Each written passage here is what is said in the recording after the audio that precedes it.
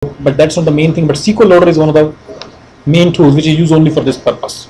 Okay, so they use tools like this, to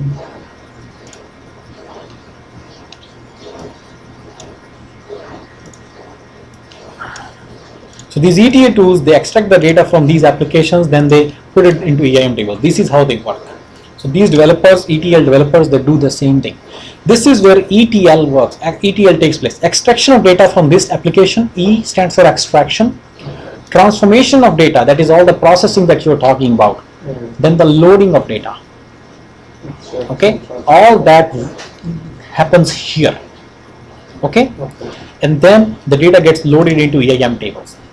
Okay, so this is the work of ETL tools. Now coming back to your question, what is the use of EIM tables then, right? If processing is also occurring outside, why does Siebel provide EIM tables? Why doesn't Siebel let you enter data into S_ tables?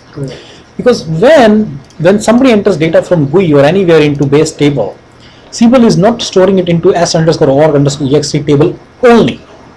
When somebody is entering an account, it is not storing in S_org_ext table only.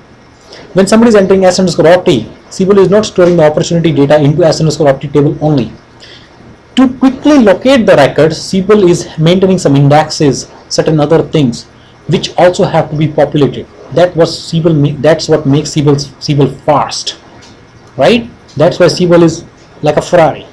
It's fast, even though it has a lot of data. It's fast because Siebel has some underlying technology which just say its indexes and all that stuff. It might be more than that, which you might be hiding from everybody, right? So they want to tell everybody how we are making our database operation fast, why the database is performing properly.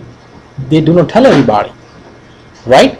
So when they are, no, it's not temporary. They keep certain things here. That means you know what is index, right? Like, so let's understand the index a little bit. It's a very good thing. See, yeah. See, let's say there are fields like SSN, last name, and first name. These are the three fields. Okay. Okay. Now we know that row ID is another field. Okay. If the user asks or the GUI client asks, user when asked, then the GUI client is asked. That's from another discussion we say client asks and database responds, right? So let's discuss like that. So the client asks for all the records. Siebel does not have to do anything. It will go to the database, get all the records and populate it here. There are a million records, right? Now somebody says, can you please, the client says, can you please give me the list of, can you give me this SSN? What is the last name and first name of this SSN? So Siebel will have to go through these million records one by one and get them, right? Then find out the one, and then when it finds that SSN is equal to that required thing, let's say somebody says 100000, then Siebel will compare each and every SSN to that, right? But Siebel can make this search faster. You know how? If Siebel sorts the data, right, then Siebel can find that record quite fast. Now let's say somebody asks for Khan. Siebel has to make, somebody said, can you give me the details of the person whose last name is Khan? Siebel will have to go through the list of all these records and find out which one is Khan. Then it will match Smith with Khan first, then it will match Krishna with Khan, it will Khan with Khan, then say okay, there's a match, right? And then it will come back and give you. But then Siebel has to go through each and every record actually, because there could be other Khans also, right? So Siebel will be doing that, right? But if you maintain a list like this in a sorted fashion, okay, in a sorted fashion, right? If it is sorted, you see it is sorted by last name route now. So if somebody asks for Khan, then Siebel can easily find it.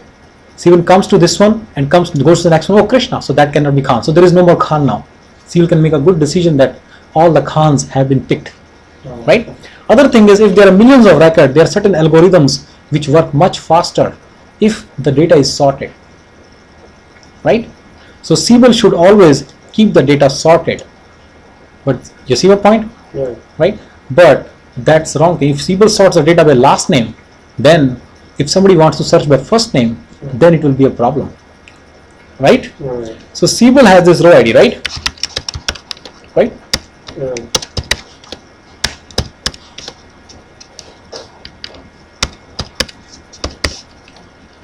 1-2 WDG, whatever, right? Right.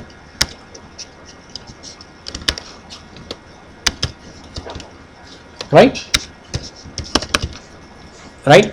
So what Siebel does is, instead of sorting the data by either last name or by first name or by something, what Siebel does is Siebel keeps the data sorted for everyone. You know how?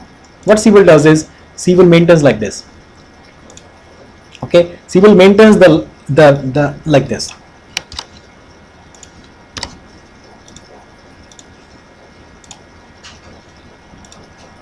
Assign row ID to. Yeah, Siebel will first come here, make the search for Khan. Once it finds it, all the records, it will pick their row IDs.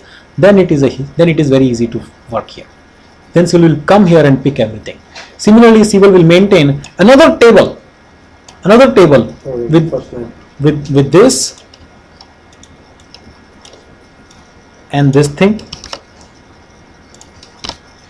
and then it will keep it sorted by the last name, by the first name, and then in this table, you see a point? In this table, see, somebody says, can you give me all the Pauls? Then Siebel will come here, look for Paul, and after that he knows, right? Yeah. Right? And then it will get all the Pauls, and then it will get all the row IDs, come to this main table and get the whole thing and put it in the server, put it in the GUI client. Just to let you know, so this is not that the next Paul is confusing. That is not the only thing that Siebel is saving. Basically, there are other algorithms which work much faster if the data is sorted. Okay? Okay? Those algorithms basically reduce the time exponentially to get the data. So that's why if the data is sorted by a particular column, it's very easy to make the search on that column.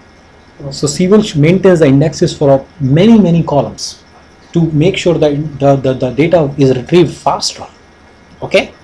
For example, address, city, state. When it says Siebel maintains let's say you want to find all the accounts in all the countries. Let's say you want in USA or in New Jersey state.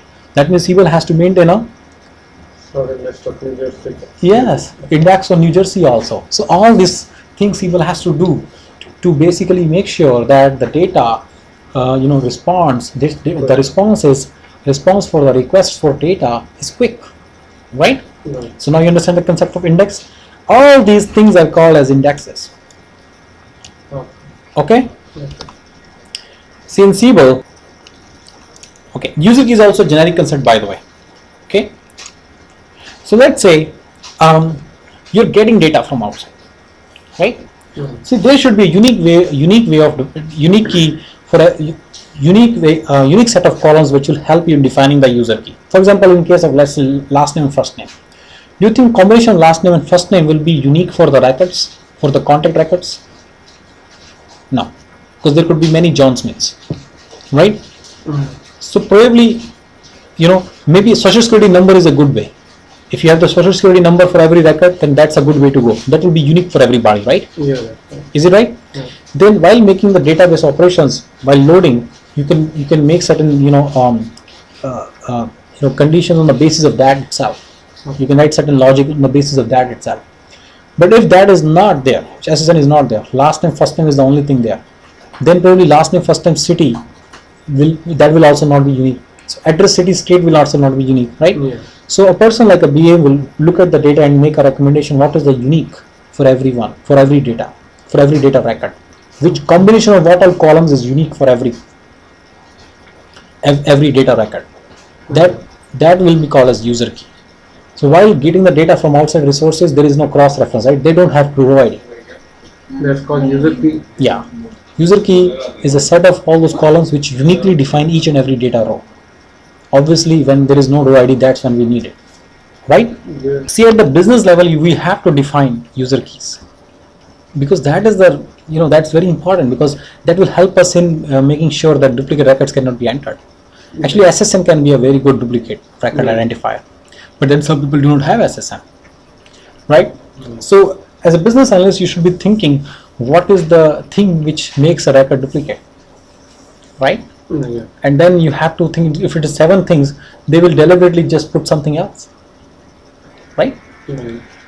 So is used to determine the uniqueness of records during data import operations. So this also helps in determining the duplicate records during data import. Cannot be edited.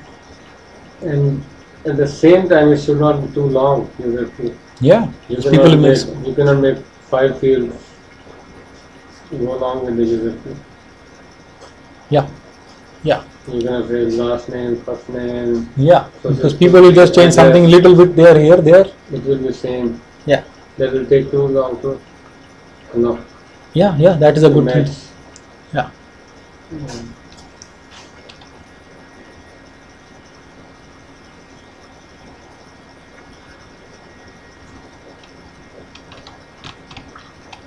Is a separate data structure that stores a data value for a column and pointer to the corresponding row. I think I told you already. Right? Are used to retrieve and sort data rapidly. Right? Can be created by configurators to produce a custom index. So you can create, like developers can create custom index also, but SQL already provides out of the box indexes also. And SQL will never let you touch those indexes. That's why SQL does not let you enter data directly into base tables, because those indexes will not get updated. So by the way, every time a data gets entered, here, these also have to be updated, right? Indexes have to be updated. So that is the reason SQL will never let you enter the data there. Should be inspected to assess performance issues for query and sort operations. Whenever query and sort operations don't work fine, you should look at it whether there is an index or not. If there is an index, if there is no index, then the performance issue is very clear. You have to create an index on that column. So SQL pretty much maintains indexes for many columns, not just one, many. Okay. So index we have already discussed in detail before that, so I'm not stopping here. Okay. Relationship between tables. SQL database tables are related to one another. Understanding the relationship between tables is important to implementing your business logic. We all understand that, right? If you have a 1-to-M relationship or 1-to-1 or M-to-M or M-to-1 relationship, that will directly define what screens and views and applets you can make. What kind of applet